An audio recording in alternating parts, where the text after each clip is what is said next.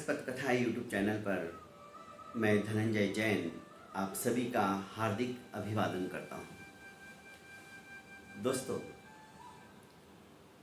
प्रीति के पुष्प इस धारावाहिक कथानक में हमने अब तक सुना कि किस तरह से रसीली और कंचना ने अपनी घनिष्ठ सहेली, जिसे दिलो जान से वे प्यार करते थे, प्रेम करते थे, एक साथ खाना पीना उठना बैठना था उनका, पर ईर्ष्या के वशीभूत होकर उसका सुख,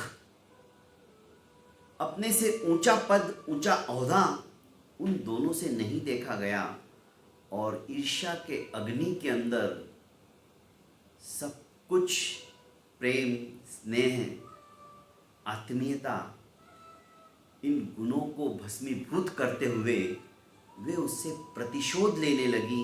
और प्रतिशोध भी इस तरह से कि उसे इस बात की खबर भी नहीं, पर महाराज विक्रम सिंह के मन मस्तिष्क से उसके प्रति प्यार के बीजों को हटाकर द्वेष की भावना पैदा करने के लिए यह सब कुछ उन्होंने षड्यंत्र रचकर क्रियाकलाप शुरू कर दिया।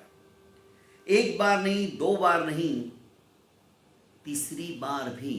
पहले तो 2 बार उन्होंने कुत्ते और बिल्ली का प्रसव किया है। रानी ने इस तरह की सूचना फैला दिया और इस तरह से दर्शा दिया, पर तीसरी बार राजा को यह विश्वास हो गया कि अब रानी से मेरे भावी उत्तराधिकारी की कल्पना करना इतना आसान नहीं है, असंभव है, क्योंकि ये एक नंबर की अभागन है। जो अभागन हो वो भला राज्य का भाग्य क्या परिवर्तित करेगा। बस यही सोचकर उन्होंने उससे दूर दूर तक का किनारा कर लिया।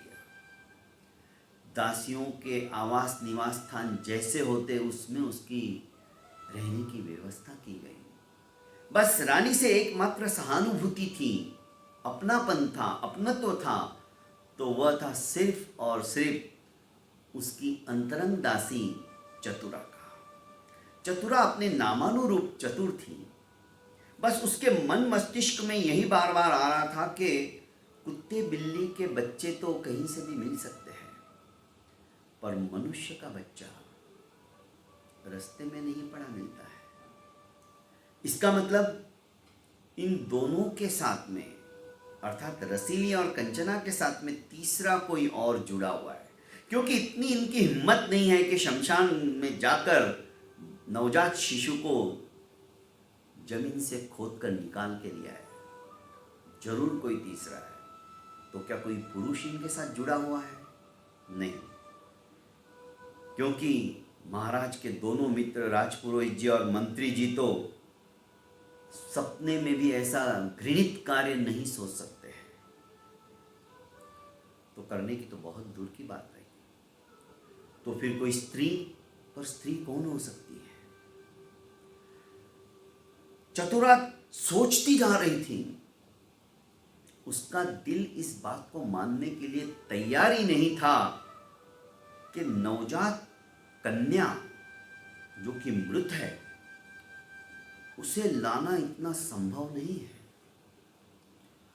और ये दोनों इतनी भी हिम्मत वाली नहीं है कि शमशान के अंदर चली जाए, क्योंकि लोकलाज, लोग देखेंगे आने जाने के रास्ते में, तो जरूर कोई तीसरा है, पर वो कौन हो सकता है? कोई स्त्री, पर स्त्री भी होगी तो अत्यंत निर्दयी होगी, चंडाल कुल की होगी। कौन हो सकती है? जरूर इनकी अंतरंग दासी ही होनी चाहिए। उसकी नजर पुरोहित जी की पत्नी रसीली के घर की तरफ गई, महल की तरफ गई। उनके दास दासियों को बारीकी से देखने लगी, क्योंकि वो जानती थी स्त्री जो है इसको जरूर लालच दिया होगा और स्त्री अपने पाए हुए वैभव को छुपाना नहीं चाहती, छुपाएगी नहीं। उसके नाज नखरे, उसकी चाल चलन, रहन सहन का ढंग सब कुछ बदल जाएगा। पर ऐसी कौन है? 50 दासियों को उसने देख लिया, पर रसीली के वहां पर उसे ऐसी कोई नजर नहीं आई। उसकी गुप्त नजरें इन दोनों के ऊपर टिकी हुई थी। अब बारी आई कंचना की। कंचना की यहां पर जो झाड़ झूड़ और इस तरह के कार्य करने में हमेशा अग्रगण्य रहती थी, उस दासी के ऊपर उसकी नजर जाके टिक गई। शंका तो हुई, क्योंकि उसका रहन सहन बदल चुका था, उसके पैर जमीन पर नहीं पड़ रहे थे। दोस्तों, दौलत चीज ऐसी होती है। दौलत शब्द के अंदर ही इसका अर्थ छुपा हुआ है। दो प्लस लत इज इक्वल टू दौलत, जो दो आदतें लेकर आती है। एक आदत तो आदमी जब उसके पास पैसा आने लगता है ना, तो अपने से नीचे वाले को देखना ही भूल जाता है, सिर्फ वो ऊपर ही देखता है, छोटे मोटे को कुछ समझता ही नहीं है। ये दूसरी दासियों को तो कुछ समझती ही नहीं थी। हर रोज नई नई साड़ियां पहन के आना, नए नए परिधान धारण करके आना, एक तरह से मतलब राशि ठाट में रहने लगी थी, क्योंकि 1000 स्वर्ण मुद्राएं जो उसे मिल गई थी। उसके घर का भी हुलिया बदल गया था, तुच्छ समझने लगी थी। क्योंकि दौलत दोस्तों दो आदतों को लेकर आती, जैसे कि मैंने आपको बताया। पहली आदत तो उसकी यह होती कि अपने से सबको तुच्छ समझता है, वो नीचे देखना ही भूल जाता है, सिर्फ ऊपर ही देखता है। और दूसरी आदत, उसका अहंकार भी 7वें आसमान को छूने लगता है। वो सबको नगण्य समझता है, अपनी औकात भूल जाता है। लत कहते आदत को, और लत कहते हैं लात को भी। जब ये, क्योंकि ये चंचल है, लक्ष्मी का दूसरा पर्यायवाची शब्द चंचला, ये एक जगह टिक के नहीं रह सकती है। आज यहां है तो कल कहीं और है। आप ऐसा ही देख लीजिए ना, जो आज आपके पास में 500 की नोट है, वो आज है हमारे पास, जरूरी नहीं कल वही नोट रहेगी, कल किसी और के पास जाएगी। हम ऐसे संभाल के तो पैसों को तो रख ही नहीं सकते हैं। आई नोट, पेट्रोल वाले को दिया या और किसी को दिया, हम किसी ना किसी को ये पैसे देते रहेंगे, और हमारे पास भी दोस्तों कहीं ना कहीं से दूसरे पैसे आते जाएंगे, क्योंकि इसका नाम चंचला है। ये लक्ष्मी चंचल है, एक जगह स्थिर रह के नहीं रह सकती। यही नोट मेरे पास बरसों तक नहीं रहेगी, आज है कल नहीं। पर जब ये आती है ना दोस्तों लक्ष्मी,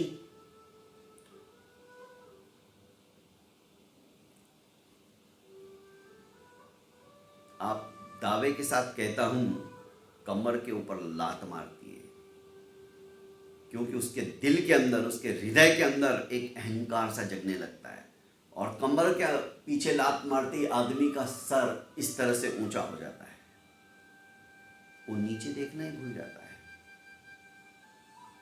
अड़ोसी पड़ोसियों को देखना ही भूल जाता है। पर चंचला नाम है ना इसका। जब ये जाती है तो छाती पे लात मार के जाती है। छाती पे लात पड़ते ही आदमी ऐसा कुबड़ा हो जाता है, वो नीचे ही देखता है, फिर ऊपर देखना ही भूल जाता है। दोस्तों हकीकत है। इसलिए माया से मोह मत करो, प्रतीति मत करो, आसक्ति मत करो। आज हमारे पास है, कल किसी और के पास रहेगी, परसों किसी और के पास रहेगी। लक्ष्मी के पीछे भागो मत, लक्ष्मी को अपने पीछे भगाओ। सूरज के सामने जब हम मुंह करके चलते हैं ना दोस्तों, जब 11-12 बजे का सूरज है, हमारे सामने सूरज है और उसके सामने हम मुंह करके चलते हैं, तो हमारी परछाई हमारे पीछे पीछे चलती है। लक्ष्मी को भी अपने पीछे पीछे लगाओ। पर उल्टा होता है। सूर्यास्त के समय जब चंचला होती ना, जाने का समय आता है, पर हम क्या है, सूर्य जब अस्त होता है तो उस तरफ हमारा मुंह रहता है, तो छाया जो है, हमारी परछाई जो है हमारे सामने चलती है, और हम आगे आगे चलते तो हमारी छाया आगे आगे चलती है। हम लक्ष्मी का पीछा करते हैं। लक्ष्मी का पीछा मत करो, लक्ष्मी को अपने पीछे लाओ, पीछे भगाओ। जैसे आप भागोगे लक्ष्मी पीछे पीछे आनी चाहिए, क्योंकि आपके कर्म यदि ऐसे हुए ना दोस्तों, आपको लक्ष्मी के पीछे भागने की जरूरत नहीं, लक्ष्मी आपके पीछे भागेगी, और ये फैक्ट है। पर उल्टा होता है, हम लक्ष्मी दास है, लक्ष्मी दास। दोस्तों लक्ष्मी दास नहीं, लक्ष्मी पति बनो, ऑटोमेटिकली वो हमारे पीछे आएंगे। खैर, कंचना की उस दासी को देखकर धीरे धीरे चतुरा ने उसके साथ में मित्रता स्थापित की। मीठे मीठे बोल बोलने लगी, और स्त्री जो है ना, तारीफ की भूखी होती है। बस आप उसके सामने उसकी तारीफ कर दो, हाँ, देखना ही क्या फिर।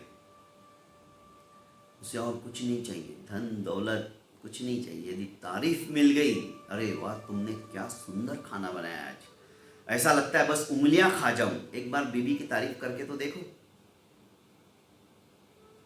पर हमें फुर्सत कहाँ है अपनों को समय देने के लिए। खैर, चतुरा उस दासी की तारीफ करने लगी, उससे मित्रता बढ़ाने लगी, और धीरे धीरे मित्रता इतनी प्रगाढ़ हो गई। उसने कहा, देखो ना हमारे रानी प्रीति के कैसे भाग्य है, बेचारी को तीसरी भी कन्या हुई, और वो भी मरी हुई निकली। दोस्तों, स्त्रियों के पेट के अंदर बात नहीं टिकती, ये चाणक्य नीति है। चाणक्य ने कहा एक बार कि भग्न भांडे यथा नीरम, क्षीरम श्वानो दरे तथा, गुह्य वार्ता तथा स्त्रीनाम चिरकाले न तिष्ठति।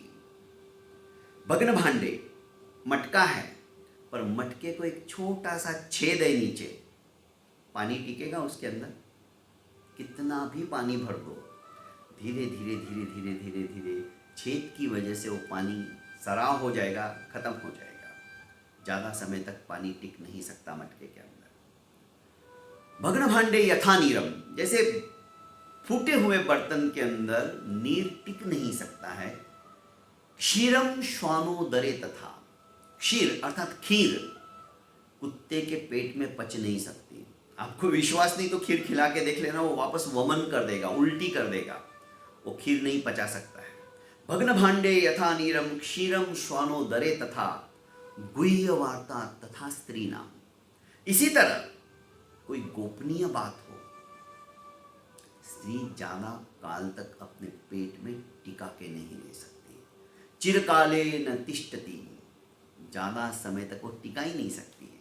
बस इधर चतुरा ने उसकी तारीफ की, उसको कहा कि तेरा व्यवहार इतना अच्छा है, तू दिखने में भी इतनी अच्छी है, तेरा काम करने का भी तरीका एकदम सुपर है, मैं जरूर राजा से प्रार्थना करूंगी। क्योंकि वो जानती थी चतुरा तो प्रीति की अंतरंग दासी है, और आज मुझे गर्व है कि वो मेरी सहेली है, कि मैं तुझे भी राजा की पर्सनल दासी बनाने के लिए बात करूंगी। ये तो उछलने लगी, वाह मेरा क्या भाग्य, और इसने सब कुछ राज उगल दिया। चतुरा यही तो चाहती थी, उसके पास जीता जागता प्रूफ आ गया था। दोस्तों, मजा आ गया जब उसे सारी वस्तु स्थिति उसने बताई, तो चतुरा ने कहा, वाह तू तो बहुत अच्छी है, खैर मेरी सहेली है, मैं भी अपने तक ही ये बात सीमित रखूंगी, पर तू इसी तरह से लगन से मेहनत से अपना काम करती जा। मैं राजा से बहुत जल्द मिलकर तेरे लिए सिफारिश करूंगी कि तू राजा की अंतरंग दासी बने। दोस्तों, विधि का खेल अब करवट लेने के लिए तत्पर हो चुका है। किस तरह से अब समय आएगा, किस तरह से राजा के पास ये बातें पहुंचेगी। अभी तो विलंब है इस बात को राज खुलने के लिए, पर सवाल हमारे मन मस्तिष्क के अंदर आ जाते हैं कि अब क्या होगा। क्या रानी वापस अपने राजमहलों में आ पाएगी? क्या रानी को तीनों, दोनों बच्चे और तीसरी लड़की, ये तीनों मिल पाएंगे? क्या राजा उनको अपने भुजाओं के अंदर आबद्ध कर पाएगा? ये सारी स्थितियाँ सुनने के बाद ही पता चलेगी दोस्तों। आज के लिए इतना ही काफ़ी है। मिलते हैं फिर कल इसी वक्त इसी समय। तब तक के लिए इजाज़त चाहता हूँ। और हाँ, अभी तक आपने मेरे इस YouTube चैनल को लाइक एवं सब्सक्राइब नहीं किया हो तो ज़रूर कर लीजिएगा और ज़्यादा से ज़्यादा इसे फॉरवर्ड कीजिएगा। बहुत बहुत धन्यवाद।